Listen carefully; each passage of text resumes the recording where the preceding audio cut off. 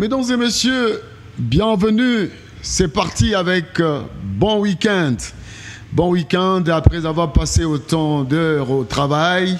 Le samedi, on se retrouve en famille, on se retrouve entre amis, on cause de tout et de rien. Et nous allons vous donner l'occasion de savourer bon week-end sur Sacré Vision Média Canal Pro avec beaucoup de détente, de joie, de jovialité, de gaieté, la joie de cœur, parce que la paix du cœur, c'est Dieu qui donne la paix. Et sur ce plateau, nous avons l'énergie positive communiquée par le Père Céleste, le Père de notre Seigneur et Sauveur Jésus-Christ, le Dieu Tout-Puissant. Et vous me direz quoi? À Dieu soit la gloire. Merci beaucoup. Je suis avec ce plateau Josué Moufoula. J'aime bien les taquiner, Zolo en bois. Journaliste à Univers Télévision. Josué Moufoula, bienvenue. Josué Mfoutila. Ah, Josué Foutila. Josué Foutila. Non, mais laissez-moi vous dire que ce n'est pas une première. Ok. Je suis tellement confondu à Josué Moufoula. Oui. À un moment donné, on avait les mêmes ambitions, puisque lui, il a été, à une période de sa vie, député national. Oui, député élu de Goma. Élu de Goma. Voilà, et moi aussi, j'avais postulé pour... C'était un ancien Kadogo. Exactement. Qui était venu avec M. Laurent Désiré Kabila. Il a fait ses études jusqu'à arriver député national. Député national. Waouh. Et puis, non seulement qu'il a été député national, et actuellement, vous savez, les mandats électifs sont temporaires, et il a quand même fait ses preuves en tant qu'écrivain, chef des travaux dans plusieurs universités. Alors c'est une tête bien faite. Et donc lorsque je suis confondu à lui, je n'en fais pas grand-chose, puisque nous avons des ambitions Josué Moufoula, Josué Foutila. Exactement. Vous, c'est Josué Foutila, journaliste à l'Univers Télévision. Mais vous avez fait votre passage chez Moïse Mbié comme journaliste à Siloé. Très bien. Voilà. Alors, laissez-moi vous remercier pour l'invitation. Je suis très heureux recevoir votre invitation, votre appel d'abord. Je me suis dit, ben ça, ce n'est pas donné à tout le monde, c'est une faveur. Et je suis béni sur ce plateau parce que je serai en face de l'homme de Dieu. Merci. Mais aussi de vous-même, il faut le dire, hein, vous nous bénissez à travers votre autre casquette d'homme de Dieu. Sable mouvant.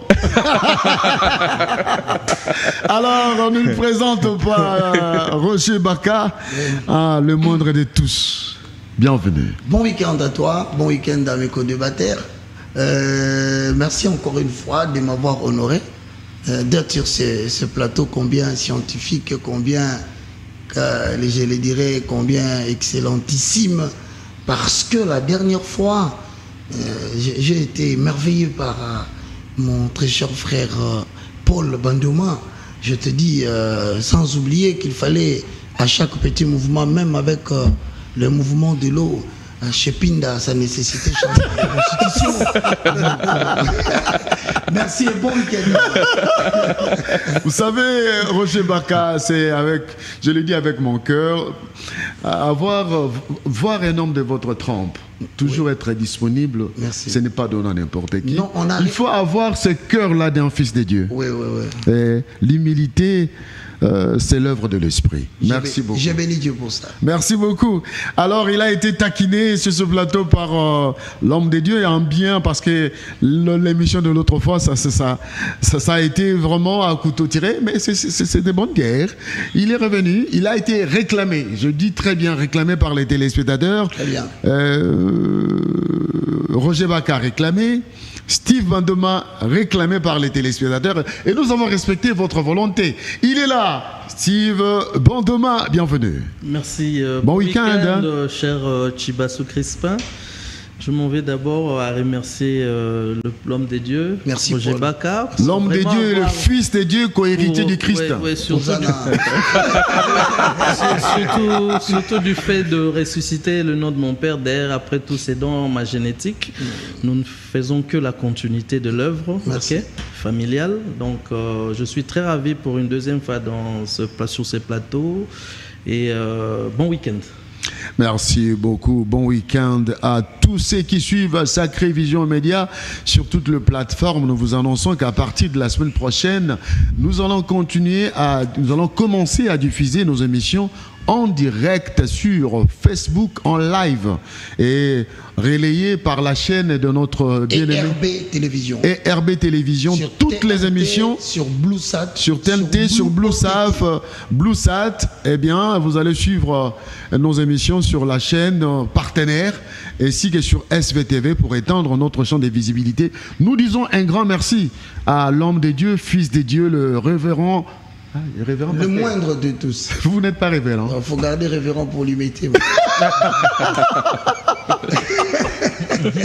Alors, l'actualité de la semaine a été caractérisée par la démission de Modeste Bahati en tant que deuxième vice-président du Sénat, et l'occasion a été pour l'opinion publique de se poser beaucoup de questions sur l'avenir de Modeste Bahati. Mais Modeste Bahati lui-même a fait une sortie médiatique en affirmant qu'il ne partait pas dans l'opposition. Il reste il reste aux côtés, il reste loyal au chef de l'État, Félix Antoine Tshisekedi Tshilombo. Stratégie ou bien une sorte de guet-apens? On se pose des questions, on va peut-être répondre sur ce plateau parce que l'homme est surnommé Maradona de la politique. Alors, est-ce qu'on peut prendre les sons de Bahati, s'il vous plaît? C'est prêt?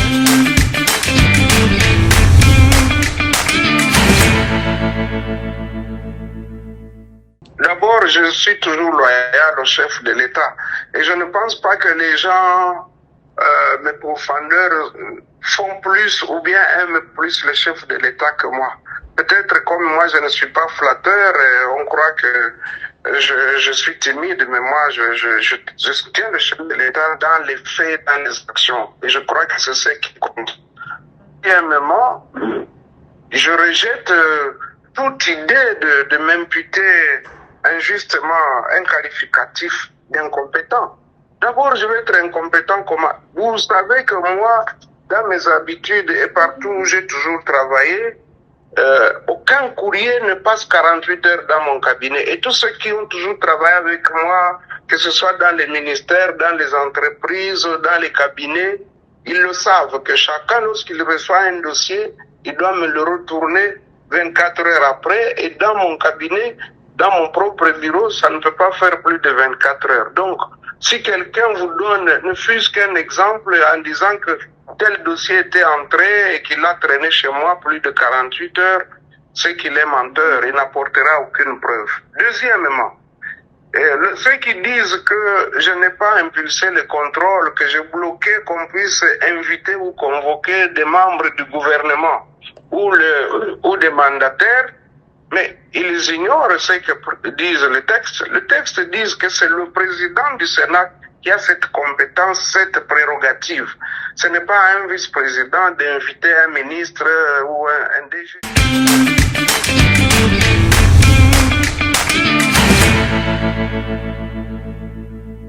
Alors, Joseph Outila, vous êtes un journaliste avéré qui reçoit beaucoup de politiciens. Je vous ai vu dernièrement avec Steve Mbikaï.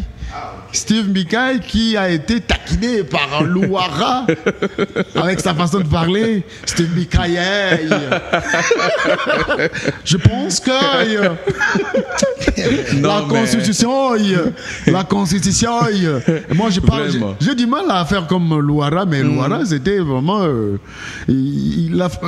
comment vous avez reçu cette information de la démission de Bahati comme des vice-présidents du Sénat? Il est vrai, permettez-moi, très cher Chibassou, avant de commenter cette actualité, puisque je l'ai traité en tant que journaliste c'est toute la semaine, de faire chapeau bas à vous avec cet esprit managérial, cette vision que vous avez eue pour mettre en place un média aussi prestigieux qui se rivalise avec plusieurs médias qui ont 10 ans, 15 ans d'existence. Ah non, on va décommencer il y a que 2 semaines. Hein. Non, chapeau bas.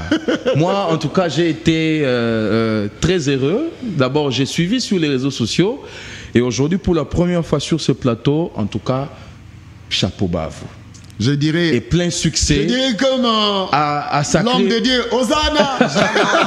Plein succès à vous. Merci beaucoup. Je l'ai dit, les téléspectateurs nous suivent. Prenez-moi à tout moment. ou prenez-nous à tout moment, on est là. Alors, merci beaucoup. Ça me rappelle la rencontre que j'ai fait hier avec Gaspard Love, Voilà. qui, pour moi, ce fut l'un des grands animateurs des télés en RDC. Et quand je l'ai croisé, il m'a dit, mais Chibassou, tu nous as privé ton sourire. Ton sourire. Je dis non, c'est revenu avec Bon Week-end. Très bien. Alors, concernant les vieux Maradona, vous savez, il a toujours été... c'est toujours un... On n'est toujours pas aisé de parler en premier, puisqu'on n'a pas encore compris les positions des uns et des autres. Ah, vous êtes du domaine, mais vous en êtes tout cas, dans le méandre. Oui, exactement. Voilà, mais avec Bon Week-end, on sait que les contradictions sont détendues. Non, c'est de manière détendue, voilà. On cause en famille. Exactement. Donc, on dit en famille, donc considérer que place Soyo, Foufoua, Gaillard, Pondou, Ndakala, Nsensa, et on parle en transpirant. Très bien. Potoya Foufoua Moto. Je savais qu'avec Crispin Dakar, les Là, tu es arrivé. Très bien. L'ensemble de tous les aliments cités, ça ramène quelque part. Ah oui. Alors, je commence par dire que le vieux Modeste a été modeste. C'est-à-dire En déposant sa démission, c'est une modestie politique. modestie. Fausse modestie ou modestie Bon, fausse modestie, ça va comme ça. Il a été modeste en déposant sa démission. Il a fait comme Vital Kamerhe, comme pour dire que sa propre personne ne comptait pas. Au lieu de déclencher une confrontation avec les collègues, jusqu'à aller au traitement de son dossier dans la commission spéciale qui a été instituée, ça prendrait inutilement du temps à la République, alors qu'on a beaucoup de priorités. Du temps à la République où il a refusé l'humiliation. Non. On pouvait aller jusqu'aux urnes, mais ça va perdre du temps à la République. On pouvait aller jusqu'aux urnes. La démocratie l'exige. On ne savait pas, jusqu'à preuve du contraire, les résultats des urnes, puisque c'était à chaque sénateur d'aller glisser son bulletin. Mais lorsqu'on voyait déjà les fronts des dissensions qui sortaient déjà de sa famille politique, les sénateurs qui les désavouaient déjà, ça sentait déjà. C'est ça que j'ai dit. La déchéance. Quelle que soit l'issue des élections, c'est faire passer du temps à la République. Dites-moi un peu. Donc cet esprit de Vital Kamerhe. Oui, qu'est-ce que ce bras de fer là, jusqu'à arriver aux urnes, allait apporter comme solution à la guerre de l'Est, ou au panier de la ménagère, ou dans nos assiettes? Rien du tout. C'est ce que moi j'appelle passer du temps à la République. La décision de Bahati Lukwebo aller enlever tous les mbasous qu'on place dans les rues, les chaussées de Kinshasa? Non. Il y a des questions majeures de la nation qui doivent être traitées, et donc la démission ou la décision de Bahati Lukwebo n'est pas un enjeu majeur pour le pays. Alors il faut voir au-delà. Il faut voir maintenant au-delà. Bahati Lukwebo, au-delà de tout, bien qu'il ait été modeste, mais c'est qui Bahati Lukwebo? Bahati Lukwebo, c'est lui qui a imposé son propre fils lorsqu'il fallait élire les bureaux définitifs de l'Assemblée nationale. D'abord au bureau provisoire. D'abord au bureau provisoire. Là, c'est naturel, puisque le bureau provisoire, c'est les cadets. Les benjamins, les cadets les plus âgés. Là, c'est naturel. Mais lorsqu'il fallait élire les bureaux définitifs, Bahati Lukwebo, comme Jean-Pierre Bemba, des caciques de l'Union sacrée, avaient imposé leurs propres membres des familles. Cela veut dire quoi? Cela veut dire quoi? C'est ça. Ce n'est que du népotisme. Ça n'a pas un autre mot. Bahati Lukwebo, c'est qui? Bahati Lukwebo, c'est celui qui, lorsqu'il a un seul poste pour l'AFDCA, c'est lui qui est ministre. Lui seul, pas d'autres personnes. Et si ces deux postes, c'est lui et sa fille qui est ministre délégué à l'environnement. C'est ça, Bahati Lukwebo. Et lorsque lui-même dit que le Congo a un problème d'homme, ce problème d'homme commence par lui, puisqu'il faut, je viens de citer, de faire une chronologie de Bahati Lukwebo tout à l'heure.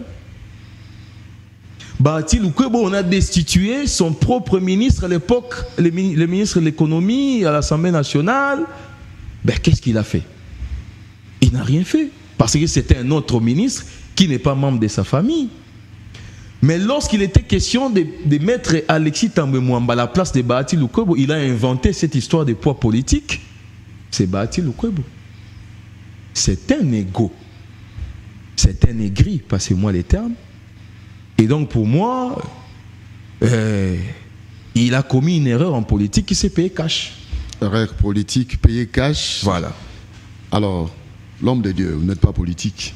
Moi, je me dis, est-ce que, en posant cet acte, d'abord en commençant par la genèse de ce problème, prendre le courage de venir à la place publique, convoquer les journalistes et je vais parler. Est-ce que Bahati Lukwebo, vous n'avez pas calculé les dangers de sa communication en se mettant en porte-en-faux contre le pouvoir en place? Est-ce que ce n'est pas quelque chose qui a été créé pour, n'est-ce pas, se victimiser quelque part? Oui, je fais ça, il y aura tension, on va me chasser. J'essaie un peu de comprendre sa stratégie politique, où est-ce qu'elle va, l'homme de Dieu? Est-ce que dans la Bible, on retrouve des hommes comme des Bahati? Bon, écoute, je suis très content. J'ai toujours l'habitude, avant d'intervenir, de rappeler à tous les chrétiens qu'il ne faut pas que l'on conçoive les chrétiens comme étant des personnes qui sont très préoccupées par les affaires de paradis, mais qui n'ont rien à dire pour les problèmes de leur société.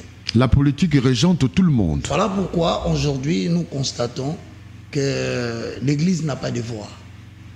On considère l'Église comme un endroit où il suffit seulement de prendre un de leurs, lui donner de l'argent et il ira parler à ces gens-là.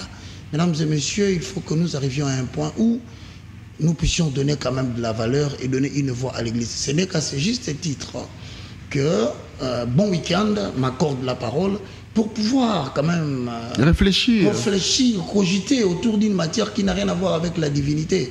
Je suis d'accord avec toi, Fouti, là, pour quelques points de vue que tu as donnés. Merci beaucoup. Mais je pense aussi, moi, que voir M. Bahati présenter cette conférence de presse, premièrement, c'est une stratégie, à mon analyse. Je me défends. Pour des esprits qui sont non naïfs, pour des esprits éveillés, l'avenir de la République démocratique du Congo dans l'échéance électorale de 2028 présente beaucoup d'incertitudes.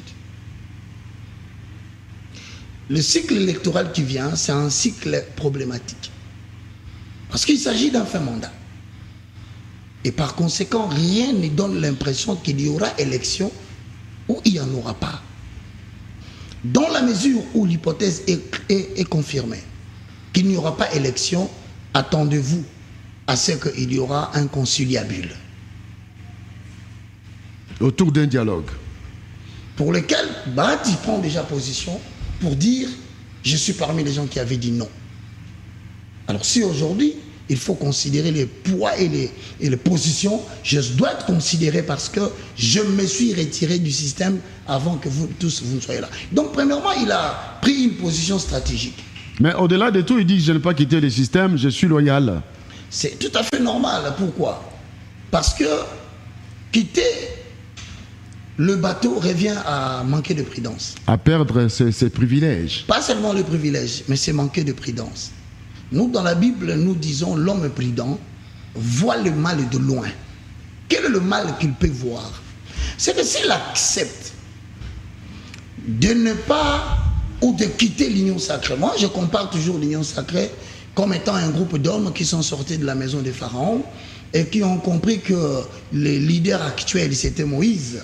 Et ils l'ont suivi tout au long du chemin. Leur travail, c'était quoi? C'était d'observer le comportement de Moïse pour voir s'il va réussir la mission qu'il est en train de prétendre faire. Si ce n'est pas le cas, eh bien nous regardons derrière, nous disons l'homme souffre, l'homme ne sait pas s'en sortir. Sinon, posez-vous la question.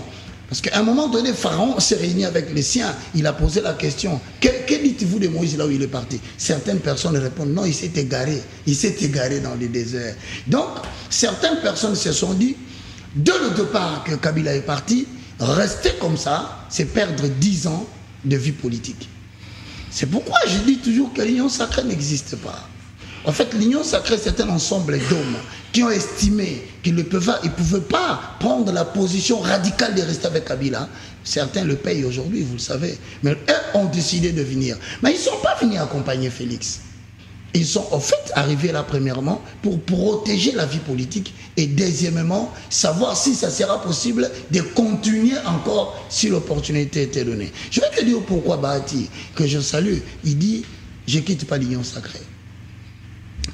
Vous savez, aujourd'hui, il est clair et net que la révision, la modification ou le changement de la Constitution est une actualité qui nous amène vers un destin.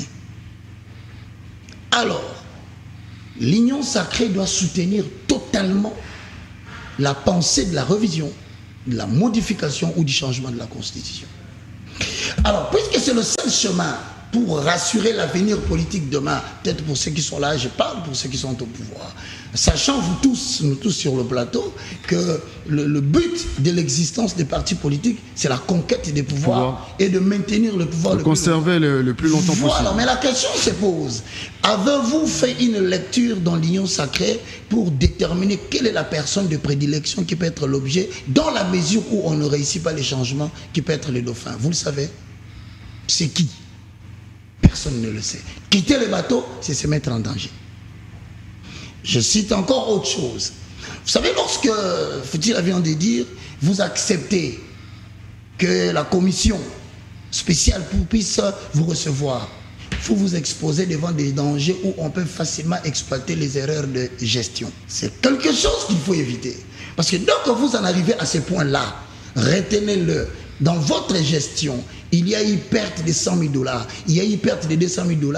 Vous vous fragilisez par rapport à la vie politique. Pourquoi? Parce que ceci peut vous conduire jusqu'aux instances judiciaires. Mais au-delà de tout, Bahati, moi je pense que en tant qu'analyste, les observateurs avertis ont clairement dit que Bahati a refusé de perdre les membres, les ministres qui sont au gouvernement. J'en viens, c'était justement. Il aurait refusé de perdre les entreprises publiques. Non, non seulement c'est là. Attention, la plus grande problématique, c'est qu'en politique, Machiavel dit tout chemin mène à Rome. Donc tous les moyens peuvent être utilisés. Regarde les moyens qui commençaient déjà à prendre place. C'est qu'on va essayer d'émietter ton parti politique. Parce qu'en politique, on vit par la trahison. Aussitôt tu dis des choses qui ne plaisent pas à l'opinion, aussitôt quelques membres qui sont de ton groupe sortent pour saisir la balle au rebond et dire...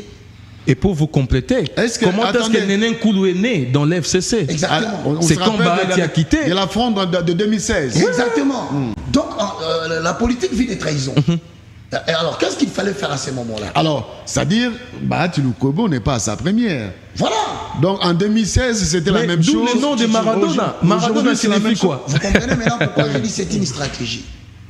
Regarde, pour calmer les choses, aussitôt Bahati dit, je reste dans l'union sacrée.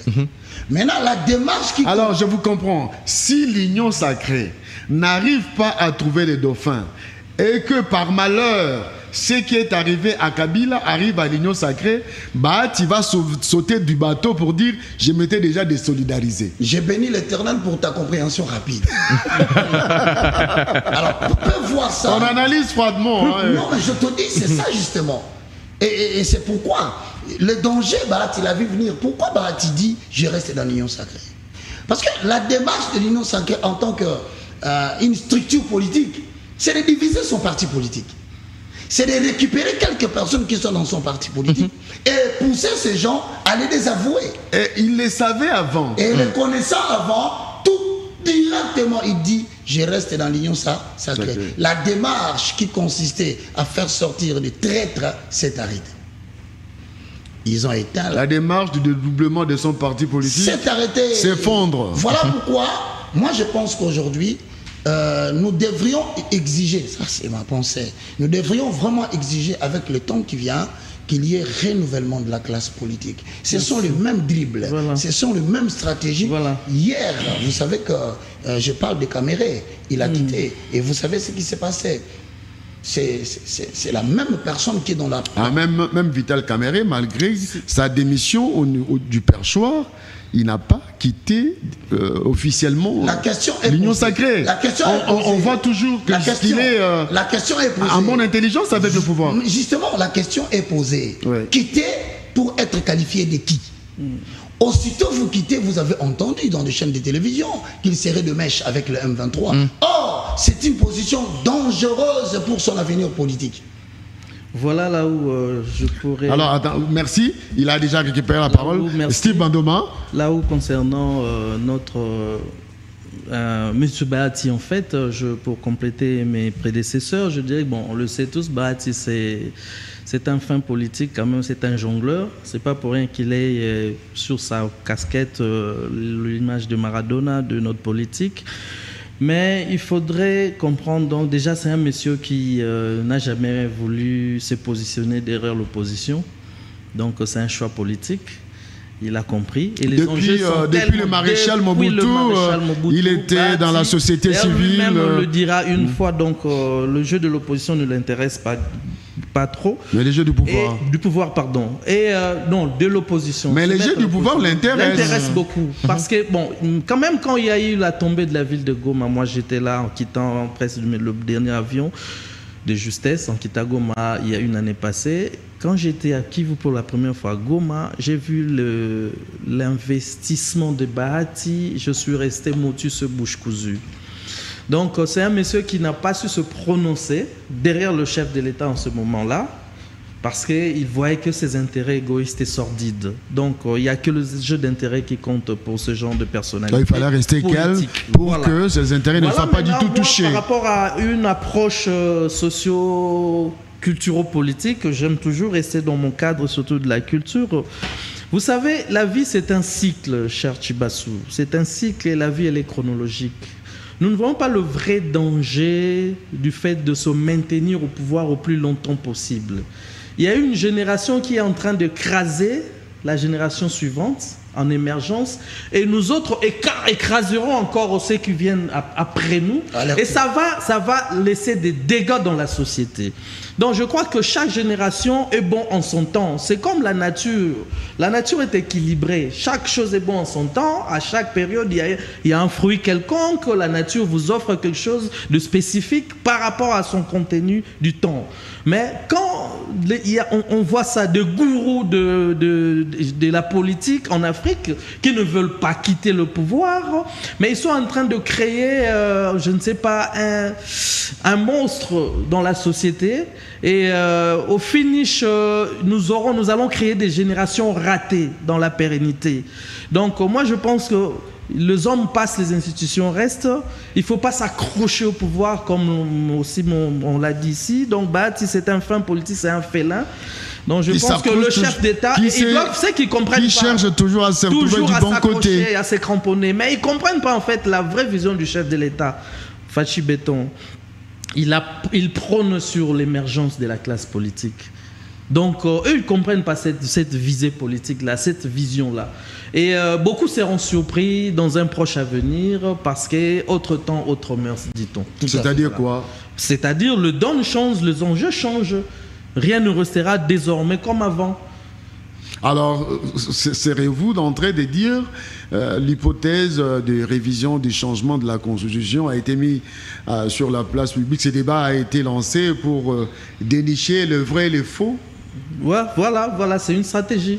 C'est une stratégie, les masques vont tomber et en fait c'est tellement délicat. Moi je n'aimerais pas être peut-être à la place du chef de l'État, d'être aussi vite trahi par son proche, soi-disant sa famille, son obédience.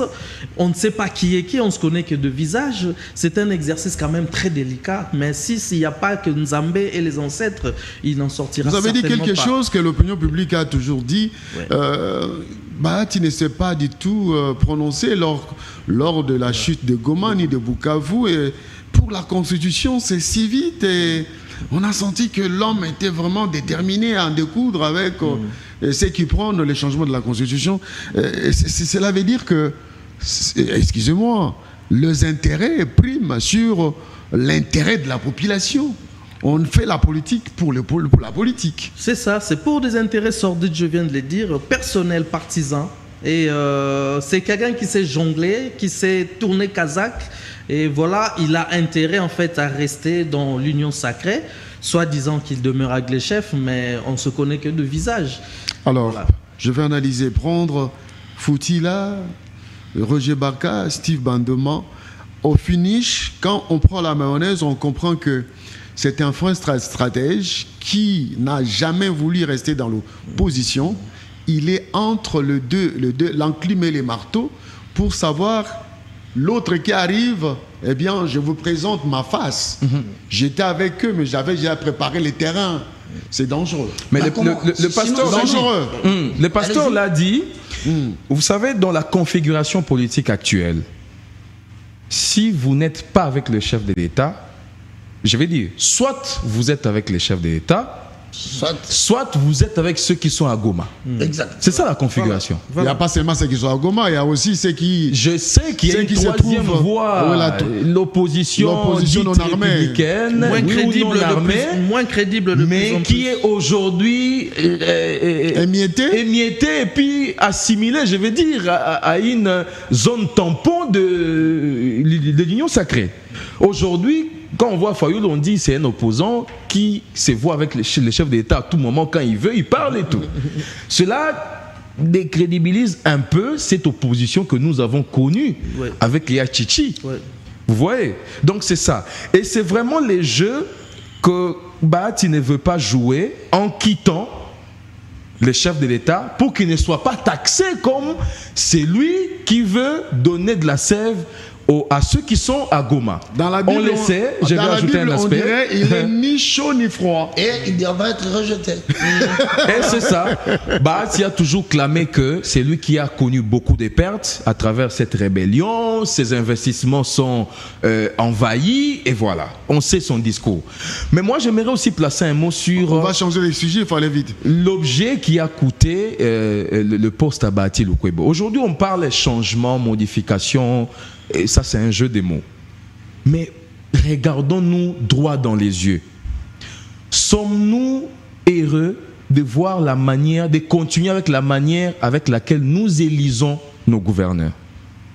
Non. Et donc, la Constitution qui prévoit son mécanisme de modification, si on va jusqu'au point où il faut toucher... Mécanisme de révision. Des révisions, je vais dire. Oui. S'il faut aller jusqu'à toucher la forme de la République, on voit ici nos mamans, président, tel Abisoli Kamboyo, tout en oubliant que le président n'est pas responsable devant le Parlement. Oui, mais si on veut donner le plein pouvoir au chef de l'État, comme les Congolais les réclament, on va toucher à la forme de la République, à certains articles qui sont intangibles. Et carrément, on va changer la Constitution. Moi, par exemple, Là, vous m'amenez à revenir sur ce que Roger Barka avait dit, qu'on nous explique les biens fondés. Oui. Qu'on nous explique les biens fondés. Ce n'est pas un dictat. Oui. Changer, reviser, modifier n'est pas un dictat. N'est pas non plus un tabou. Voilà. Refuser la révision, refuser... la modification, refuser le changement ne nécessite pas qu'on brûle la République. Parce que de l'autre côté, l'on sent des gens qui disent nous ne voulons pas, sinon nous mettons la République à feu et à sang. Ne touche pas ma constitution. Non. Je préfère, comme de bons citoyens du XXIe siècle, présenter-nous des spécialistes qui prennent la matière en délibéré dans des émissions, le peuple observe. Parce que mais là, il y a déjà le professeur qui est parti vite en besogne, qui a vraiment vu loin. Non, mais... Il a présenté la loi sur le référendum. Mon frère, que l'on ne t'en trompe pas. Il y a des choses à modifier, à rectifier sérieusement dans cette affaire de la Constitution. Que personne ne dise le contraire. Mais aussi, c'est un plein droit. À chacun sur son... L'opinion a le droit de comprendre. Voilà, l'opinion a le droit de comprendre. Parce que, vouloir ou pas, les référendums populaires exigent à ce qu'après avoir débattu, nous retournions au niveau de la base pour que la base nous dise qu'est-ce qu'il veut. C'est l'article 5. Je remets en cause une attitude. L'Union sacrée a un président. Donc avant que la chose ne soit dite par le chef de l'État de manière populaire, qui va m'empêcher moi? C'est que c'était débattu au niveau du présidium. Si cela était débattu au niveau du présidium, c'est-à-dire que tout le monde, y compris Bahati, avait donné son quitus. Mais d'où vient ce rétropédalage? Alors, je dis à ce moment qu'en disant que Bahati reste dans l'union sacrée, je trouve cela comme une haute trahison. Alors, il y a ceux qui disent que Bahati sort de son silence pendant que la RDC prend le vent en poupe face au Rwanda, où on a constaté que les Américains ont frappé l'armée américaine ainsi que les hautes personnalités. Et c'est en ce moment-là que Bahati sort de son silence pour dire, écoutez, je veux pas, je pense que j'aime bien les chefs de l'État, mais pas ça. Mais excusez-moi, c'est pour vous remettre la parole. Oui. C'est là où je dis que je ne comprends pas. Comment peux-tu prétendre être avec quelqu'un et refuser ce que la personne dit? Je trouve que c'est incohérent. Il dit, je vous dis la vérité. Je ne sais pas si... Non, la vérité, on l'a dit dans la réunion. Pendant que le présidium s'est réuni, c'est là où tu manifestes ta volonté. Mais en public, étant de l'union sacrée, il devait parler la même voix que l'union sacrée. Sinon, c'est une hypocrisie. Mais au-delà de tout ça, Bahati s'est contredit aussi lui-même. Il dit, quand on aime son chef, on lui dit la vérité. Prenons un cas simple. Si au secrétariat de l'Union africaine, on voit la demande d'audience de Bahati en coulisses, qui va refuser à Bahati Lukwebo de voir le président en face? Le dire sans face. Au lieu de placer... Puisque Bahati Lukwebo, c'est lui qui a été l'acteur du renversement de la majorité. Vous vous en souvenez? Il a été nommé informateur par les chefs de l'État pour constater une nouvelle majorité. Bahati, il a été le président du Sénat sous Félix Tshisekedi. Et donc, c'est quelqu'un qui, à tout moment, peut être reçu par les chefs de l'État. Alors, en conclusion, le Maradona est déjà en face de but pour marquer et il est en train de dribbler. À qui le prochain tour pour être dribblé, on ne sait pas. Allez, mesdames et messieurs, on va changer des panels. Dans quelques instants, on se retrouve sur ce plateau pour poursuivre notre débat. Bon week-end. Bon week-end, c'est avec beaucoup de plaisir et beaucoup de gaieté sur ce plateau. C'est parti.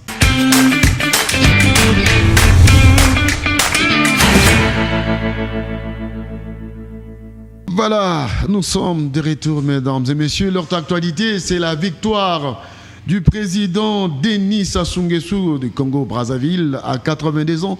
Le président Ochombe a gagné les élections mais sans surprise avec 94%. Est-ce qu'il n'y a pas d'opposant au Congo-Brazzaville, mon Dieu? On va un peu commencer avec les culturels. Steve Bandoma, 94 ans, président. Oui, 82 ans, président, élu à 94, avec 94%. À 82 ans, ok. Élu avec distinction, passant la classe avec distinction. Une grande distinction. Une grande distinction à 94%. Pendant que, étant humain, l'un des principes de la démocratie voudrait que l'homme soit remplacé, ok? C'est pas pour rien qu'on fait 2 mandats et on laisse la place à l'autre. Mais ça laisse perplexe du fait que pendant que l'humain perd ses capacités naturelles, ok, quant à la gouvernance de la Respublica, mais la distinction, elle est tellement remarquable. Et c'est une boîte à Pandore. Donc, ce que je me pose la question. Par là, je dis, en tout cas, tout ça, ça nous ramène dans la pensée culturelle où chez nous, le chef est roi, je le dis souvent. Donc, ce sont des rois dans l'ère génétique qui s'accrochent au pouvoir, qui ne veulent pas céder. Et les enjeux, c'est vrai que c'est tellement du Congo-Brazza avec même la relève que pouvait avoir. Auparavant, c'était au Cameroun avec Paul Biya. Oui, tout ce gourou du pouvoir en Afrique. Et vous savez, j'étais une fois à Brazzaville, à Pointe-Noire, en résidence artistique, à l'Institut français, il y a là plus de 15 ans. C'est là où j'ai découvert que le Brazzaville, en fait, Congo-Brazza dépendait à plus de 60% du pétrole de Total Congo. Exact. Ok. Ça, c'est la même mise de la France.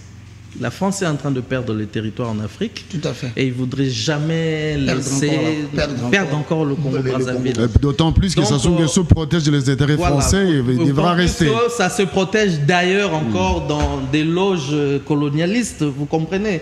Pendant qu'étant africain, nous devons repenser l'Afrique. Loge maçonnique. Maçonnique colonialiste. Donc, étant que nous devons repenser la manière, le modus operandi de la gouvernance de l'Afrique. Malheureusement, les leaders africains sont encore dans des loges colonialistes.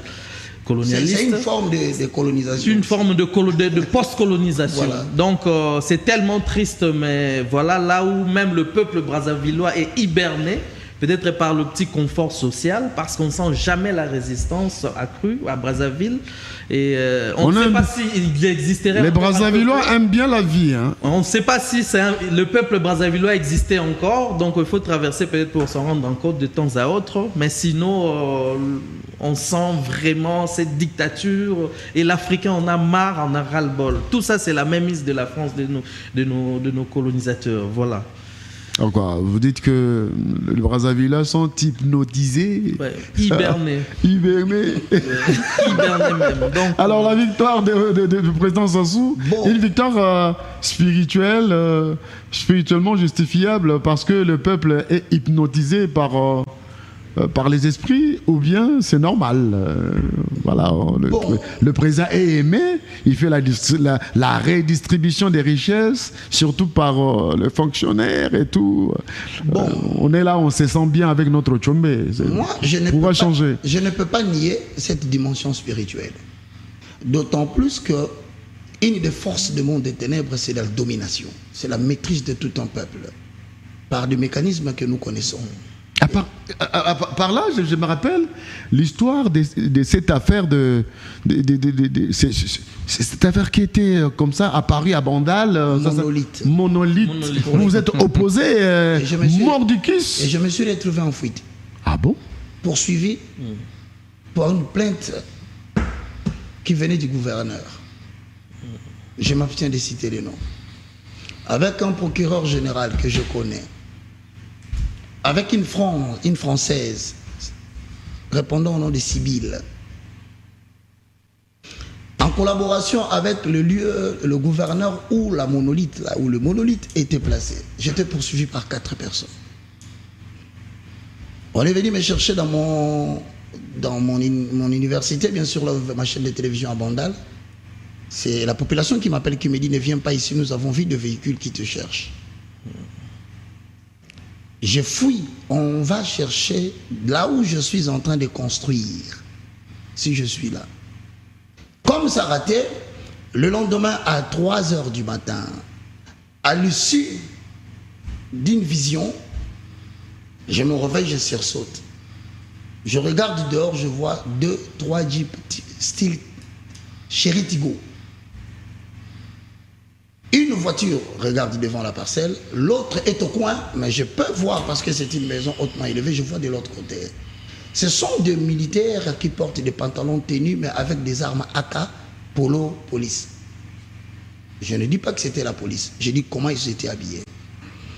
Tout à coup, il y a 2-3 Koulouna qui descendent, qui viennent toquer devant ma portail. Mais pendant qu'il toque, l'autre fait un signe. Il toque, toque, toque, toque, on lui dit il faut quitter. Parce que l'objectif, dès que je sors, il faut me mitrailler. J'ai vu des choses dans ces pays, moi. Pendant ce moment-là, les camps qui est à droite, vers les camps Babylone, les gens sont armés. Pourquoi?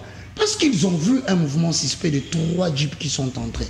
L'objectif, c'est quoi? Il faut abattre Roger Baka. C'est lui qui a incité la foule à détruire Monolithe. Et si vous allez à Brazzaville sans soupçonner quoi que ce soit, la seule chose que vous constatez facilement, ce sont des pyramides. Dans chaque coin. Placées avec des objectifs précis. Et je passe. Mon frère, Paul Bandoma vient de dire quelque chose de très important. 60% de la vie de Brazzaville repose sur le pétrole. Et ceux qui ont la même mise sur ce pétrole, c'est la compagnie Total, dont vous parlez de la France. La France. Pour la préservation des intérêts français, tout un peuple est sacrifié. Et je continue encore à te dire, toujours m'appuyant sur le propos de Paul, c'est que la France a perdu beaucoup de pays pendant cette période de 2025-2026. Alors, le Mali, Niger, alors il s'est Burkina dit, Faso. dans sa diplomatie, perdre Brazzaville, c'est quelque chose de très dangereux. Ouais. Voilà pourquoi on tolère tout. On tolère et on sait 94% de voix, mon frère. Vous savez. Grande distinction. Un politicien m'a dit, tu as dit quelque chose de très important. N'y a-t-il pas des opposants? Mais voici ce que je dis. Si vous constatez dans un pays l'opposition être incapable de trouver un seul choix pour affronter ce qu'ils veulent renverser, c'est que quelques personnes qui sont dans l'opposition pactisent avec celui qui est au pouvoir. C'est un secret que je livre aux Brazzavillois. Ne croyez pas qu'à chaque fois que vous voyez quelqu'un postuler à la présidence, que tout à fait, il veut que ça sous-parte. Mais si vous voyez qu'ils sont à 2, à 3, 4, 5, incapables de faire sortir une candidature unique, c'est la preuve à suffisance que même les opposants que vous dites à Brazzaville ne le sont pas. Ils sont en train de collaborer avec le pouvoir en place, mais en train de duper en même temps la population. Maintenant, qu'est-ce qui va advenir dans la suite? D'ailleurs, vous savez que l'abstention a battu son record. Ah bon? Je te dis, la population n'a pas voté. Oui. Allez dans les centres de vote. Vous voyez, le constat est clair que les gens quasiment sont vides. Maintenant, qu'est-ce qui se passe? C'est que comme on ne considère pas le poids et le ras-le-bol de la population, voilà. C'est que soit des éléments vont avoir lieu à Brazzaville, soit pour des raisons de santé, comme cela s'est fait au Gabon. On sent qu'il ne sera pas en mesure de tenir tête pendant les 5, pendant les 7 ans. C'est alors que l'homme politique français va proposer des types de coups d'État. Retenez dans les 7 ans de son mandat, cela peut arriver. Il y aura un coup d'État, continuité.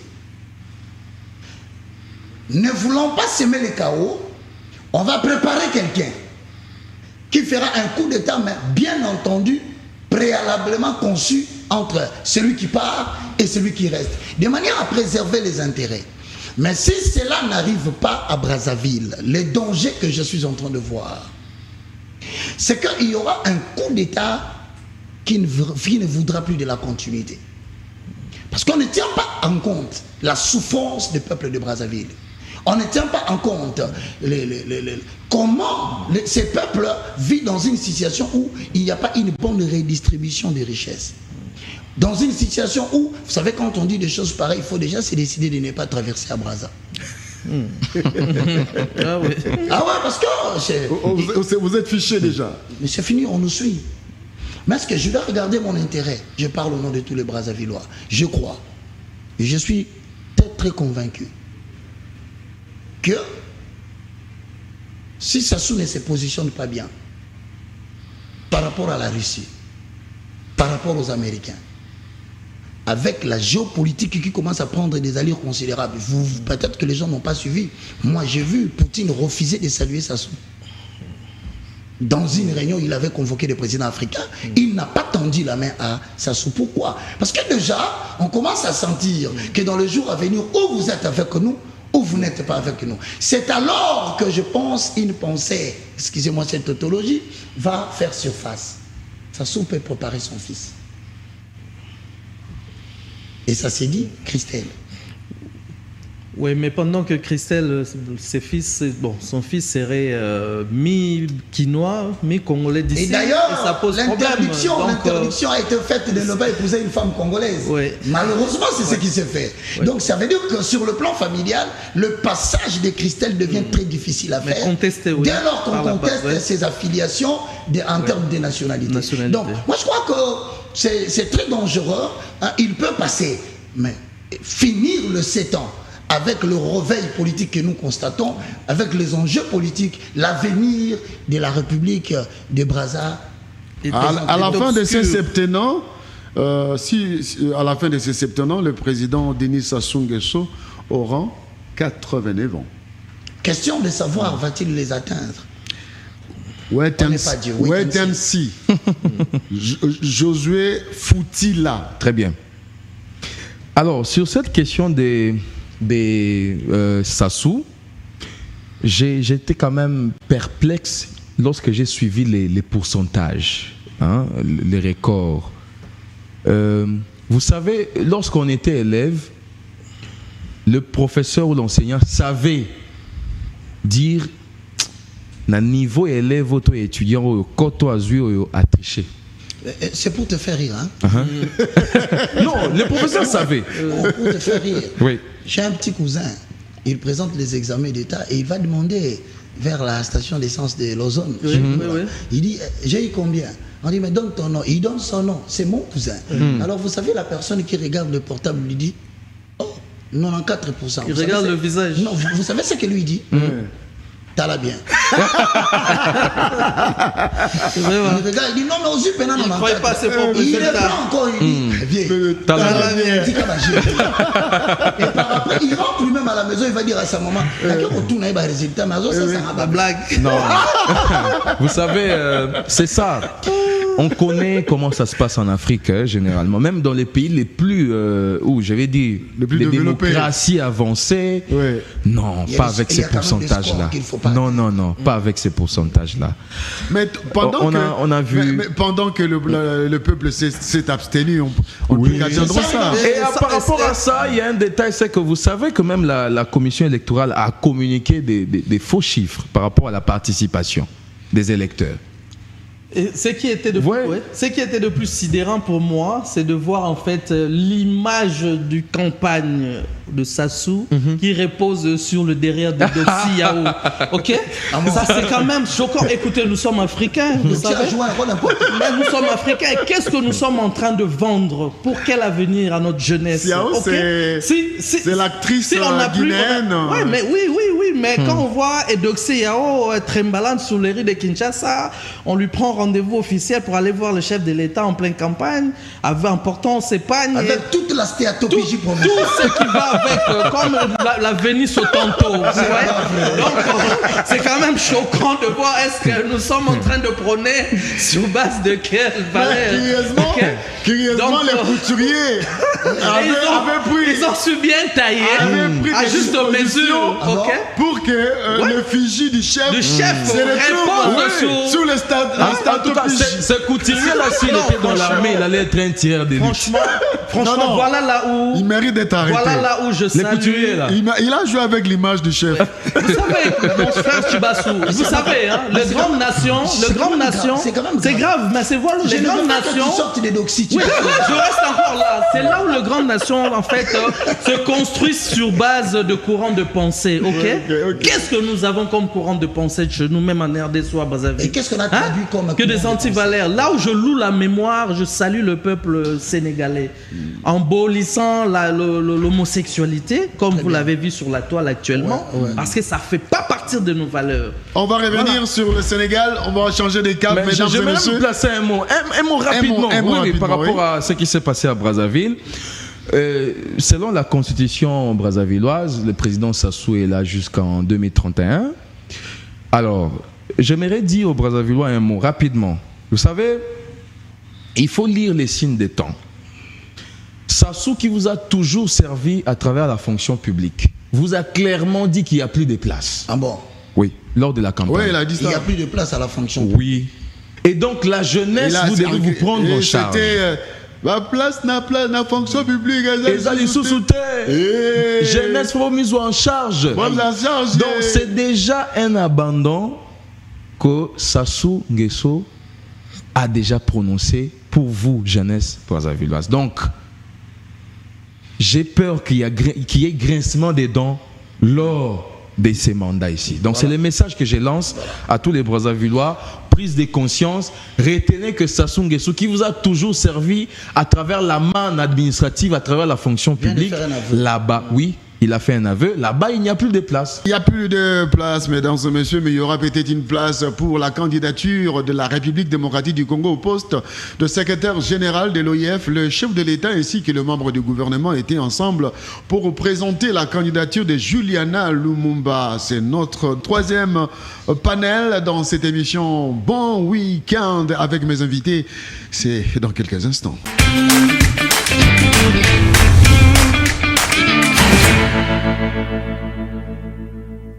Voilà, nous sommes de retour une fois de plus. Juliana Lumumba, fille de l'Euro national, Patrice Emery Lumumba choisi comme le ticket gagnant de la République démocratique du Congo au poste du secrétaire général de l'OIF, l'Organisation internationale de la francophonie. Jusque-là, le poste est brigué par une Rwandaise. Eh bien, l'homme 23 face au FARDC, mais cette fois-ci sur le plan diplomatique. J'ai l'impression, hein, n'est-ce pas? Ça s'apparente à ça, Fouti, là. C'est des bonnes guerres. C'est une bataille très équilibrée. D'abord, c'est entre la gente féminine, Louise Mushikiwabo, que je ne soutiens pas, parce que c'est une secrétaire générale de l'OIF partisane. Je m'en veux pour preuve sa non-participation au 9e jeu de la francophonie. Ici à Kinshasa. Ici à Kinshasa.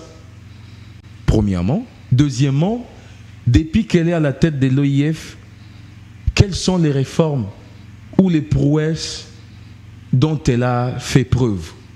Aucune. Et donc, moi, à mon niveau, je pense que c'est une bataille diplomatique qui se déclenche. Louise Mushikiwabo, dont le pays n'est pas membre de l'OIF, brigue ce poste-là sur base d'une diplomatie déclenchée par le Rwanda. Le Rwanda qui aujourd'hui, grâce à la diplomatie du président Félix, est dépouillé à cause de son soutien au M23. Et donc je pense que Juliana est partie favorite pour briguer ce poste. Premièrement, à travers le profil. J'ai dit profil, Juliana Lumumba, rien qu'avec elle, c'est quelqu'un, c'est une personne de taille. Elle a été ministre, plusieurs fois ministre dans notre pays. Elle a les qualités qu'il faut. Elle a des qualités qu'il faut, d'abord en tant que personne. Deuxièmement, le nom de Lumumba qui résonne à travers le monde. On voit que Lumumba est une personne de référence aujourd'hui à travers le monde.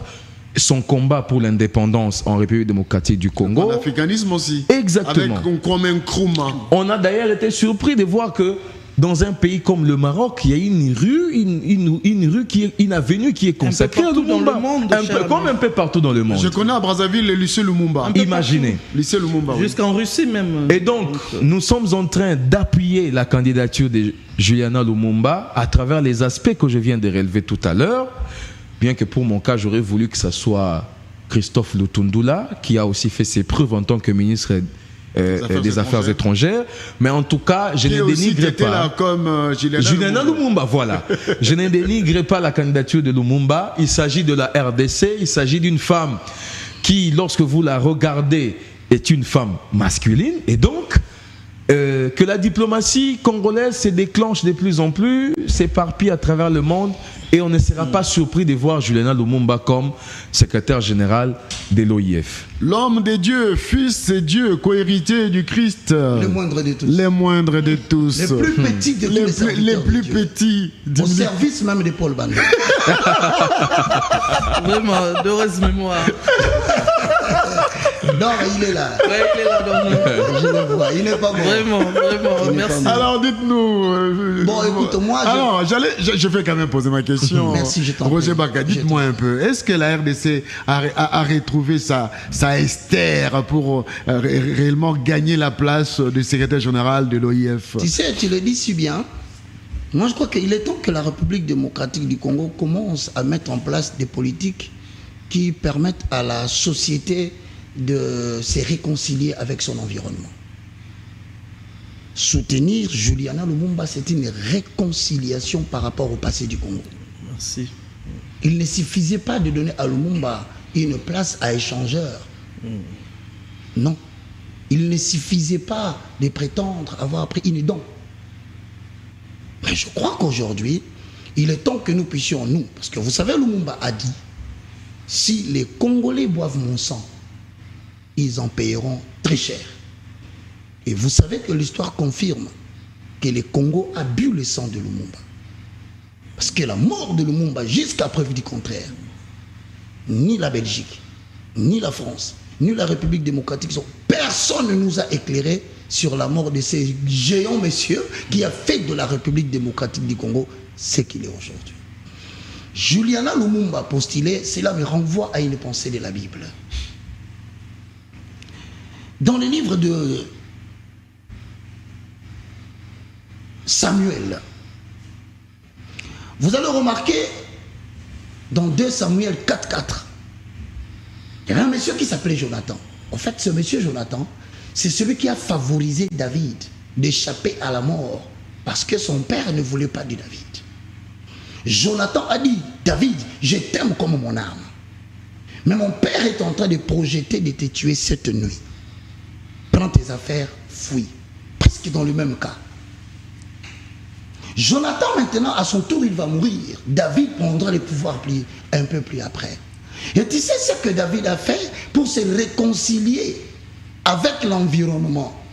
David a dit dans les livres de 2 Samuel 9:3, pour ceux qui veulent lire à la maison, je suis assis sur la table royale.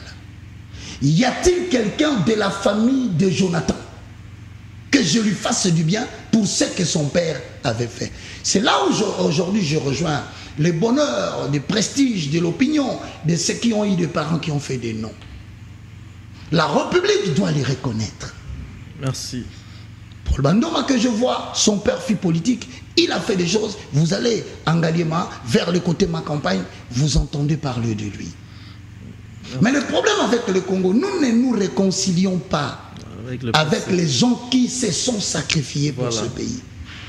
Ce n'est qu'à ce juste titre que je ne dis pas que le président Tshisekedi n'est pas compétent. Non, je dis qu'il faille encore l'appuyer et le soutenir pour payer notre dette vis-à-vis d'Etienne Tshisekedi Wamulumba qui était griffé, frappé dans son dos quand tous les politiciens fuyaient.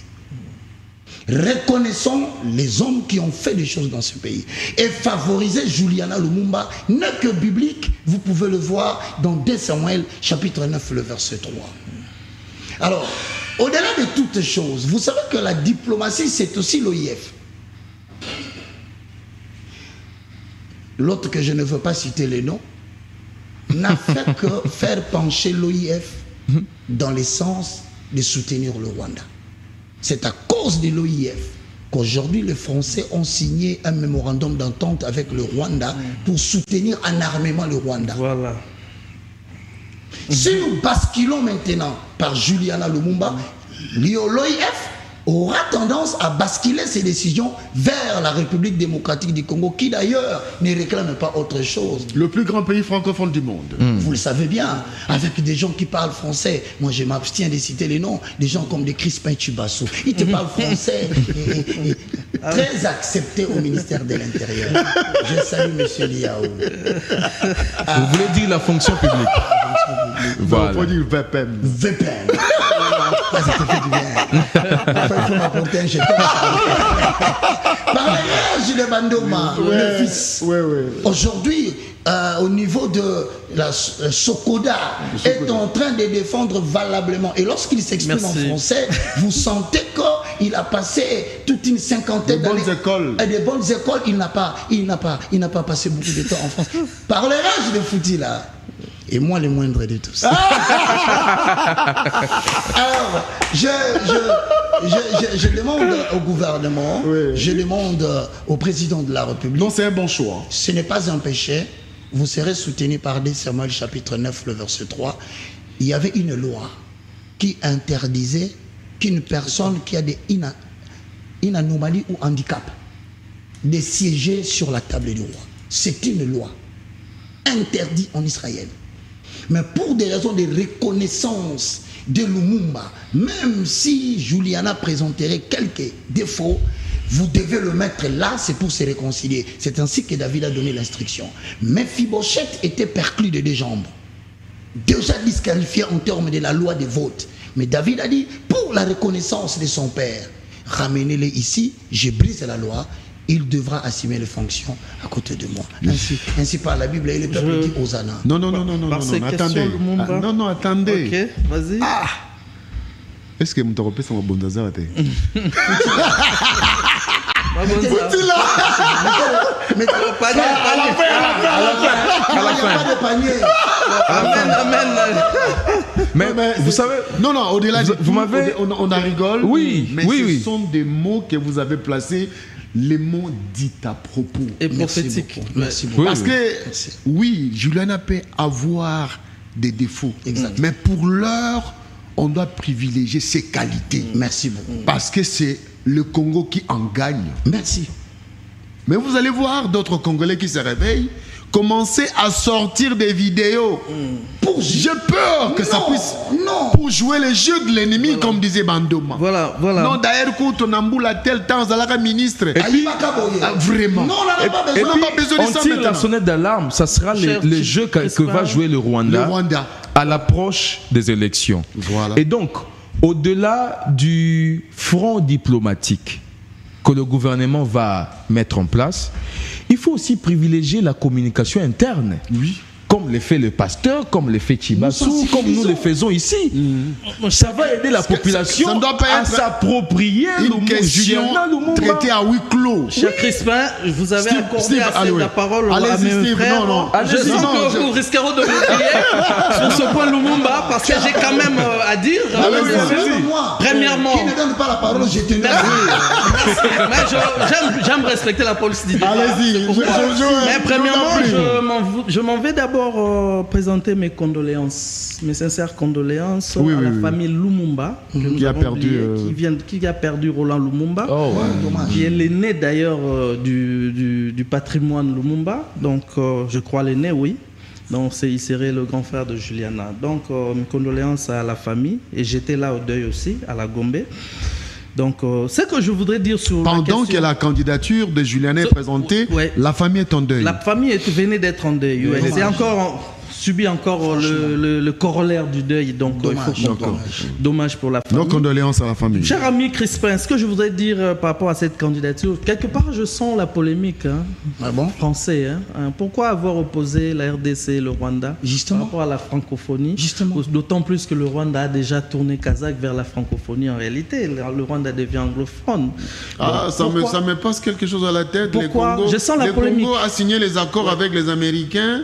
Alors, oui, ils sont francophones, mais c'est leur mot. Parce que j'ai suivi les ministres des Affaires étrangères rwandais sur France 24 en train de vanter, on ne cite pas les noms. Nous, c'est Juliana Lumumba. Mais qu'à cela ne tienne, au-delà de la polémique française que l'on connaît déjà, qu'à cela ne tienne, Lumumba, c'est un patrimoine universel aujourd'hui. Et il y a un souci de réconcilier avec le passé, comme vient de dire le pasteur. Merci beaucoup. Voilà, nous devons réconcilier. Et il y a le souci. Il faut comprendre que c'est l'énergie. Lumumba, c'est une énergie nationale. Il faut avoir la pensée de la fixation de nos martyrs qui ont coulé le sang. Tout à fait. Il faut fixer ce passé lourd qui a pesé. Nous avons connu le frère d'armes des Africains qui ont allé combattre en Europe. Même le gouvernement français arrive à commémorer ces morts. Ok, c'est pas pour rien. Vous verrez chaque année, même Macron aller au Maghreb pour aller commémorer les morts, ceux qui ont coulé leur sang. Mais nous avons manqué cette culture. Nous n'avons pas l'élite à soldats inconnus. Nous n'avons pas cette culture chez nous. Et rien ne se passerait au point de vue développement dans nos nations, notre nation, autant plus que nous n'avons pas encore honoré nos martyrs. C'est pourquoi moi je le dis, même le corps de Mobutu doit revenir ici. Tout à fait. Le corps de Tshombe, tous ces gens doivent revenir, soient enterrés, car sur leur tombe poussera à nouveau une nouvelle race de résistants, une nouvelle race de leadership, dont si leur corps est enterré dans la terre de nos aïeux. Donc ça, c'est tout un culte pour la nation. Je sais que nous n'arrivons pas... Culturellement parlant, maintenir un grand esprit... en dehors de votre pays, c'est une forme de prison. C'est une forme de prison. Une forme de prison. Il faut qu'il soit honoré dans le panthéon chez vous. Exactement. Ça, c'est très important. Et on a vu que... C'est autant qu'ils ont emprisonné nos ancêtres sur la question de reliques dans des musées qui doivent faire... Parce que je suis expert sur la question de la restitution du patrimoine matériel, nos restes humains. C'est une question très poignante parce que ça va même sur la question de l'éthique, de respect de la vie humaine. Donc tout ça, ça doit revenir nos ancêtres et nos crânes qui sont là pour les honorer ici, et c'est alors que nous allons avancer pour un avenir meilleur. Mais qu'à cela ne tienne, j'allais dire ceci, même le nom Lumumba, nous ne savons pas capitaliser cela. Je lance un appel ici au niveau de la nation et surtout au chef de l'État, s'il vous plaît, je vois l'érection d'un nouveau aéroport, ok, digne de son nom à l'aéroport de Njili. Ça devrait porter le nom de Patrice Emery Lumumba, s'il vous plaît. Ouais. Dans chaque aéroport, quand vous êtes sur le Zaire, vous passez par Thabo Mbeki Airport en Afrique du Sud. Yeah. Vous arrivez sur Kennedy, on vous annonce déjà, vous êtes sur A66 Airport, vous êtes sur Jomo Kenyatta Airport. Mais chez nous, nous vendons l'aéroport de Njili qui est insignifiant par rapport aux sphères, à l'étendue des échanges le niveau de aériennes. Fréquentation. Donc les aéroports sont nos grandes portes d'entrée et de sortie. Alors nous devons mettre la marque utile pour la nation. Je demanderai vraiment, j'ai déjà parlé de ça dans une émission, que cet aéroport de Njili qui sera bientôt, qui est en construction, que ça porte le nom de Patrice Emery Lumumba. Ça sera un grand honneur et encore avec la présence de Juliana bientôt, certainement nous le croyons, ça sera vraiment une manière d'honorer la mémoire de Lumumba. Mais il faudra que la tricherie ne passe pas par là. Mais il faudrait que la diplomatie congolaise s'active. Voilà, c'est le moment. C'est le moment parce que tout ce que vient de dire Paul, il faut amener la candidature de Juliana sur la place publique. Je suis tenté de te dire que... Sur la place internationale. Bien sûr, je suis tenté même de te dire pourquoi Joseph Amouron, il a laissé une phrase. Il a dit, je suis venu travailler ici, en Égypte, mais je vais mourir. Le jour où vous sortirez d'ici, prenez soin de ramener mes os. Ne laissez pas mes os en Égypte, ramenez-les dans mon pays. Pourquoi? Donc ça veut dire qu'aujourd'hui, nous nous réconcilions avec l'environnement et le passé congolais si nous appuyons au niveau de l'OIF que Juliana Lumumba passe. Très bien, merci beaucoup et cette fois-ci nous allons bientôt chiter avec les sports et je vais donc demander à mon réalisateur, nous avons préparé une chanson, cette chanson a été préparée par notre directeur de production qui aujourd'hui c'est ça un peu malade, qui nous manque un tout petit peu, et Ismaël Makuta, un jeune homme très très efficace.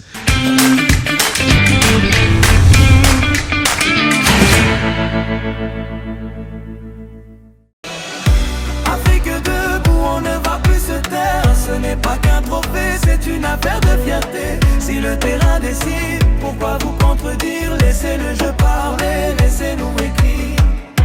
Afrique debout, on ne va plus se taire. Ce n'est pas qu'un trophée, c'est une affaire de fierté. Si le terrain décide, pourquoi vous contredire? Laissez le jeu parler, laissez-nous écrire.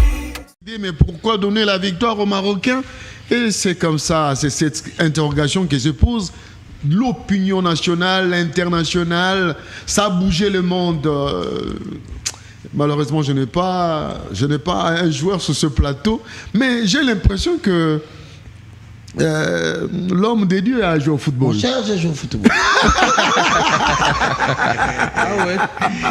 Vous avez la taille des attaquants. Je te dis, de Yemwe Ningidi. Mon frère, à la 90e minute, oui, retourné acrobatique. Bon.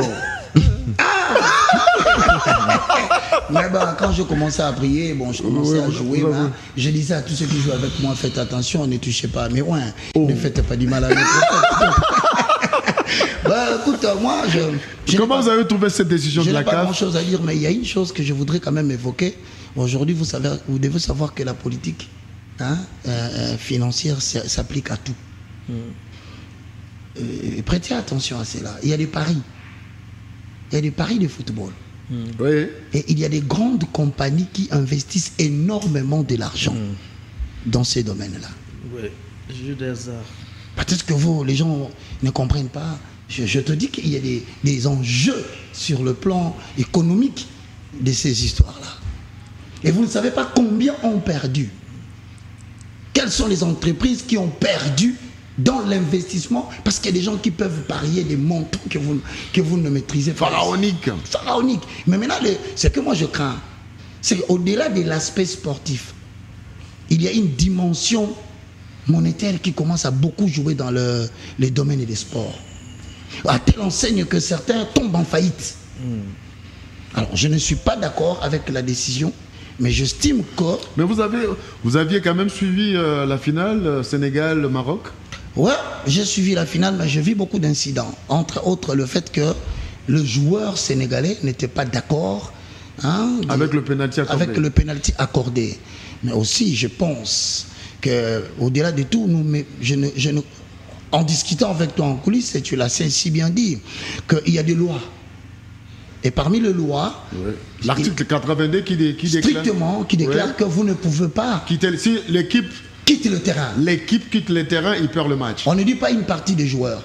Non, par contre, il y avait le Sadio Mané qui était resté sur le terrain. Mais qui, à la suite, il est allé récupérer aussi ses frères. Ça dépend. Mais il n'a pas fait 15 minutes. Non, pas du tout. Donc, encore une fois, voici, nous comprenons aujourd'hui que... C'est la raison pour laquelle le Sénégal est allé en appel. Justement, pour contester la décision de la CAF. Moi, je pense que quelque part, c'est... Mais ça, c'était un peu la discrétion. L'opprobre, d'ailleurs. L'opprobre. Ça jette l'opprobre. C'est pas seulement ça comme problème. Aujourd'hui, même les États-Unis, qui organisent la Coupe du Monde, à 3 mois, il attaque l'Iran. Mais à l'époque de la Russie, à 3 mois, il avait attaqué l'Ukraine. Il était suspendu. Donc c'est pour vous dire que 2 poids, 2 mesures. Commençons à nous prendre en charge aujourd'hui pour que le football africain soit préservé des influences qui viennent de l'extérieur. C'est tout ce que je peux dire. Voilà. On sent que l'homme de Dieu a quand même... je demande organiser un match, Paul. Mon frère Crispin, pardon, en parlant de l'aspect économique, cette influence que prend le football dans nos économies, quelque chose m'avait tiqué une fois où la rébellion menaçait la RDC, je pense, à un moment où le peuple quinois disait c'est ça. Oui. Mais ça, c'est très grave. Winner, oui, je me rappelle. Grave. Alors, c'est là où, quand un peuple vit derrière les jeux de hasard, vit par le hasard, ça devient très dangereux. Je ne dirais pas qu'il faudrait que nous créions les emplois. Moi, je ne suis pas trop derrière ce principe de l'école de l'autre temps où il fallait étudier et revenir servir l'État. Non, mais il faudrait encourager l'entrepreneuriat dans le chef de la jeunesse congolaise. Parce que partout tu passes, sur mon chemin, sur ma rue, de jet de winner par-ci et là, mais la jeunesse ne compte plus que... les femmes jouent aujourd'hui. Et même les femmes, ça devient très inquiétant. Quand la jeunesse ne compte plus à sa prouesse et ne commence à rêver que le jeu de hasard, papa, cet avenir est compliqué. Quand une femme joue au winner, même une femme, la quantité du foufou diminue à la maison. Voilà, et c'est très dangereux et ça absorbe vos économies déjà. Steve, curieusement, plusieurs femmes sont dans les kiosques de winners. Chaque matin, c'est très dangereux. Et quel est le constat? Nous devons arrêter cette hémorragie. Quel est le constat? Les constats, c'est quoi? La grandeur de foufou a diminué. Du panier de la ménagère. Donc c'est l'argent. Oui, c'est l'argent. L'argent destiné à acheter la bouffe. Oui. On va jouer en allant au marché. En allant au marché. On rabiote quelque chose. Ouais, on joue d'abord. On dégraine. Des graines pour jouer d'abord au winner. Et ce qui est même grave, aujourd'hui la politique papa va faire la mise, c'est que j'emboîte le pas à Paul. Je dis, je constate. Vous savez, les gens me disaient toujours, frère Roger Tikalaka Makamba Bible. Non, excusez-moi, je ne me minimise pas quand j'interviens dans des différents domaines. C'est pour dire aux chrétiens que vous pouvez participer dans différentes émissions, enlever votre casquette de pasteur, vous pouvez être utile à autre chose. Moi, je trouve qu'il y a un danger. Le danger, c'est quoi? C'est qu'aujourd'hui, en République démocratique du Congo, les compétitions étrangères sont en train d'écraser totalement la compétition locale et nationale. Oui. Pourquoi? Vous savez pourquoi? Oui. Parce qu'il n'y a pas de visibilité de nos championnats. Chaque samedi, un Congolais connaît les programmes de tous les matchs. Barça va jouer, Liverpool. Il connaît même les classements. Non, si je ne cite pas un club, ça sera. J'aurai des problèmes. J'aurai des problèmes. Vous avez cité Real de Madrid. Non, mais vous avez commencé par Barcelone, non? Voilà, ok. Alors, vous avez bien fait de commencer par Barça. Le problème est qu'à l'époque, on avait RTNC qui diffusait les championnats. On connaissait les Yemouine Ngidi, on connaissait les gardiens Tokala. Mais dites-moi aujourd'hui, les joueurs qui jouent dans des clubs, des rings, frère, je connais pas. À peine je connais Matobo parce qu'il était au Chan. Crispin, le soir, je vois des regroupements. Et à la fin, je ne peux pas dans des quartiers. À la fin, je peux pas. Qu'est-ce qu'il y a là-bas? Ah non, c'est Barcelone qui joue. Franchement. Vous n'avez plus de modèle dans Quelle votre société. colonisation? Alors moi je pense que la politique ne devait pas seulement attendre les élections. Voilà toute une jeunesse qui est en train de s'extravertir. Gouverner, c'est prévoir. Donc je pense que c'est Boudimbo. S'il vous plaît, vous ne sentez pas que ça devient dangereux? Non, les matchs ne sont pas diffusés. Non, mais vous ne sentez pas que vous Même si c'est diffusé, c'est une chaîne de notre ami... Il n'y a pas de marketing communicationnel sur le plan de... Ce n'est pas seulement Boudimbo. Boudimbo, excusez-moi monsieur si je n'ai pas massacré votre nom, c'est notre travail aussi de le faire. Nous devons organiser un match tenu par des animateurs, des prestataires, des invités pour soutenir le football national. Au numéro 9, Crispin Tchibasso. Je pense que nous sommes dans cette boom économique au niveau mondial et les grandes économies écrasent le faible. Donc nous devons faire attention et protéger nos acquis. Mais lorsque vous regardez les championnats ivoiriens, c'est diffusé sur Canal+. Mais pourquoi on n'a pas de politique de visibilité de nos championnats? Parce que le calendrier n'est pas respecté. Trop de désordre. Et ça nivelle vers le bas nos matchs. Eh bien, les jeunes gens ne connaissent plus l'importance, l'impact de notre football national. Donc, d'où vous avez raison. Et aussi la spoliation des terrains. La spoliation des terrains. Dans différents quartiers. Vous allez aujourd'hui en Guiringiri, vous vous trouvez sur la route de Gambela. Les jeunes gens jouent là-bas. Pourquoi? Parce que le terrain a été spolié. Vous allez non, mais même ici à Delvaux. Avant de devenir stade Moutoubi Les Santos, c'était un terrain comme ça, avant qu'on puisse réhabiliter, je vais dire construire. Mais depuis qu'on a construit, ce terrain-là est fermé, c'est devenu un hôtel. Si un jour toutes les chaînes pouvaient se concentrer, nous prenions cette initiative de soutenir le football congolais, nous allons... Il y a des droits qu'il faut respecter, c'est ça le problème. Nous allons nous organiser. Nous organisons un match qui aura beaucoup de joueurs qui sont des invités, qui sont de... prenons par exemple Moïse Mbi au numéro 4. Ce match sera diffusé dans toutes les chaînes de télévision pour soutenir le football congolais.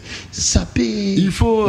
il y a eu des assises sur la politique générale du sport. Il faut quand même qu'on réfléchisse. Le ministre Boudimbo, je sens qu'il a des ambitions, qu'il puisse encore réfléchir pour donner de la visibilité à notre football. Mais du moins, il y a eu Tolé, les grandes figures du sport ont totalement condamné cette décision de la CAF. Oui, mais en tout cas, c'est que moi je peux dire, les participants, c'est en retard qu'ils ont compris tous les enjeux misés par le Maroc pour décrocher cette CAN. Les Maroc avaient mis en tout cas tout mis en place. Laissez-moi vous dire d'abord qu'en termes d'organisation, c'est la toute première CAN. Je vous dis, le nombre des stades, le confort dans les stades. C'est un investissement. Je vous dis, même l'accueil des invités, les hôtels et tout, les terrains annexes. Le Maroc avait en tout cas tout mis. Mais en attendant, la coupe a été remise, vrai ou faux? Bien, c'est la décision. J'ai suivi quelque part. Non, le trophée n'a pas encore été remis. Donc tout a été fait. Le Maroc ne pouvait pas accepter, ne pas avoir la coupe. Tout a été mis en place pour que le Maroc. Là, c'est d'abord sur le plan organisationnel. Même à l'époque, le jour du match de finale, quand Ibrahim Diaz a raté le penalty, j'ai scruté l'image. Le président de la FIFA, mécontent, qui a sursauté, mais sachant qu'il y a des caméras ici. Bon, comme tout supporter qui pouvait avoir des sentiments, des émotions. Ça sent quand même la corruption. Ça sent la corruption. D'ailleurs... Le trophée a été remis? Non, pas encore. Le Sénégal, le trophée est entre les mains du Sénégal. D'ailleurs, pour répondre à cette question, le président a changé sa photo de profil. A pris une photo avec le trophée derrière lui. La coupe. Il a immortalisé la chose. Venez changer cette voilà. Quelle communication. Donc c'est ça. Et donc le Sénégal refuse de remettre les trophées et contre-attaque au niveau du tribunal des arbitres, tout en demandant une enquête indépendante. Donc le Sénégal sent la corruption, et cette corruption peut aussi se justifier, puisque quand vous suivez la trajectoire du Maroc, quelle est cette grande nation avec laquelle le Sénégal a fait face lors de cette CAN? en commençant par... Il a battu aisément tout le monde. Oui, si... Sauf la RDC. Sauf la RDC. Sauf la RDC. Non, je vais dire le Maroc. Je n'ai pas dit le Sénégal. J'allais dire le Maroc. Ok. Donc la trajectoire du Maroc était bien calculée. Face aux grandes nations de football, c'était soit les prolongations, soit les pénaltys. Mais en tout cas, sa trajectoire a été bien calculée jusqu'à la finale. Et vous voyez, le Sénégal est une grande nation de football, une nation ambitieuse. C'est ainsi que le match a été remporté par le Sénégal. Mais alors, il faut le dire, qu'au-delà de tout, le Sénégal lui-même est aussi bénéficiaire de certaines décisions de la CAF. Le Sénégal est allé à un mondial grâce à une décision de la CAF alors qu'il avait perdu les matchs sur terrain. Là, c'est pour la culture générale de ceux qui nous suivent. Ça a déjà été le cas. Et donc le match peut se jouer sur terrain. La loi est dure, mais c'est la loi. Exactement. Mais ici, l'imbroglio a été créé déjà par la fin du match chaotique. Ouais. La responsabilité des matchs incombe de l'arbitre. L'arbitre avait fait son rapport. Que dit le rapport de l'arbitre? Non, soyons sérieux. Oui. Ici, oui, on nous place l'article 82. L'article 82, oui, mais à qui revient la responsabilité des matchs? Et l'arbitre, commissaire au match. Alors, s'il y aurait, je réfléchis, s'il y aurait faute quelque part, soit c'est l'arbitre qui n'a pas interrompu le match pour constater l'absence de l'équipe adverse. Mais d'autant plus que l'équipe adverse est revenue sur terrain et l'arbitre a redémarré le match jusqu'à la fin, eh bien, le Sénégal est champion. Par là, je vais dire... Le Sénégal est champion. Revenir sur tapis vert, ça s'apparente à une corruption. Il y a même un internaute qui demandait à savoir sur le sort de l'arbitre. Puisque c'est lui qui a géré les matchs. C'est un Congolais. C'est un Congolais. Mais de ce côté-là, moi je ne m'intéresse pas à l'arbitre, puisque l'arbitre a des manières ingénieuses géré la crise, la fin chaotique de ces matchs-là. Imaginez qu'avec cette tension-là, l'arbitre sifflait la fin du match. La loi est dure, mais c'est la loi. Ouais. Non. Mais par là, je vais dire ceci. Là, nous sommes dans l'émotion. Les arbitres ont un pouvoir de délégation. Lorsqu'ils sont là en train de siffler les matchs, ils remettent leur rapport, c'est à la CAF d'apprécier, c'est à l'UEFA, c'est à la FIFA d'apprécier. Non. Oui. C'est les rapports de l'arbitre est certifié. Parce que c'est lui l'acteur du match. C'est lui l'acteur du match. Non, ça appartenait aussi à la CAF d'apprécier. Quand la CAF a reçu le rapport de l'arbitre et a trouvé bon que tous les joueurs avaient quitté les terrains. Ça dénature le football. Ça dénature le football. Soit on joue sur terrain, soit on attend les décisions des bureaux. C'est comme ça qu'il faut toujours cultiver l'esprit de fair play. Pour m'amuser, vous voyez chez les Africains. Parce que nous sommes à la fin. Je demande aux Sénégalais d'avoir une forte vie de prière. Ce démisement, il vient de la quasi-totalité des il vient du Ramadan. Tu vois qu'il faut changer les religions. C'était pour Alors, nous sommes arrivés à la fin. Merci beaucoup à mes invités. Je cite bien Josué Foutila. Josué Foutila. Voilà. J'ai bien prononcé. Très bien. Pour la première fois sur ce plateau. Merci beaucoup à Steve Bandoma. L'autre jour avec des chapeaux. Aujourd'hui, c'est un chapeau spécial qui nous rappelle un tout petit peu Papa Wemba. L'homme a plusieurs casquettes. 100% star. Merci beaucoup. L'homme des dieux nous a émerveillés avec des analyses qui nous ont amenés à comprendre l'importance même de la candidature de Maman Juliana, choisie par le chef de l'État Félix Antoine Tshisekedi Tshilombo. C'est notre Esther. Mais dans la Bible, il a démontré que nous avons la responsabilité de la soutenir parce que Joseph avait même demandé à ce que s'il meurt, qu'on puisse ramener ses os dans son pays natal, mais qu'il ne soit pas laissé en Égypte. L'Égypte, l'Égypte, c'est où, entre guillemets, allez-y comprendre quelque chose. Merci beaucoup. Merci beaucoup. C'est moi qui te remercie. Mesdames et messieurs, avant de quitter, nous allons vous laisser entre les mains de la réalisation en suivant cette chanson, un rythme un peu, je dirais, éclectique. C'est un rythme du monde, sorti du Congo central, mais c'est l'artiste Michel Bass qui joue ça d'une manière merveilleuse. Je ne veux pas déranger mon bien-aimé Roger Baka. Il va aimer. Je l'attends à la Sokoda aussi. Hein, suivez. Pour le droit d'auteur. C'est parti, au revoir, à la prochaine.